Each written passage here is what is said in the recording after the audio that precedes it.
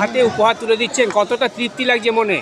খুবই তৃপ্তি লাগছে, আরও বেশি আমাদের তৃপ্তি লাগছে যেভাবে সেবাশ্রয়কে মানুষ সাড়া দিয়েছে, যেভাবে প্রত্যেকটা বিধানসভায় 10,000 করে প্রত্যেক দিন, কোনো বিধানসভায় 20,000, কোনো বিধানসভায় 50,000 প্রত্যেক দিন মানুষ সেবাশ্রয় ক্যাম্পে গেছেন তার স্বাস্থ্য নিয়ে, তার সাংসদের প্রতি ভরসা রেখেছেন যে ওই ক্যাম্পে গেলে আমার শরীর ঠিক হবে, তার জন্য প্রত্যেক দিন ক্যাম্পে যে হারে মানুষ যাচ্ছেন এর জন্য আরও ভালো লাগছে। আপনার ওয়ার্ডে কতজনকে এই শীত বস্ত্র দেওয়া হলো? 3,000 লোককে দেওয়া হলো। দাদা, দেখা যাচ্ছে বিভিন্ন আপনার চেয়ারম্যান থেকে শুরু করে সিআইসি মেম্বাররা আপনার এই কম্বল বিতরণ বা কম্বল উপহার বলুন, সেটাকে একটা ভূয়সী প্রশংসা করেছেন। কি বলবেন, মানুষের পাশে কীভাবে থাকবে? মানুষের পাশে থাকার আমাদের সবসময় অঙ্গীকার। আমরা আমাদের মাননীয় সাংসদের থেকে শিখেছি কী করে মানুষের পাশে থাকতে হয় এবং কী করে মানুষের পাশে থাকা যায়, তাহলেই মানুষ আপনার পাশে থাকবে।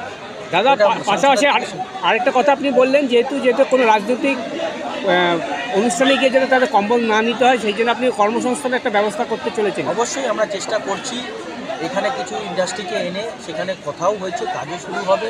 এই না যে বললাম আমি বলে কাজটা করার চেষ্টা করি, কারণ আমরা সাংসদের শিষ্য, কারণ আমার সাংসদ যেটা বলে সেটা করে, আর আমরাও সেখান থেকে শিখেছি যেটা সাধারণ মানুষকে কথা দেবো সেই কথা আমাকে অক্ষরে অক্ষরে পালন করতে হবে।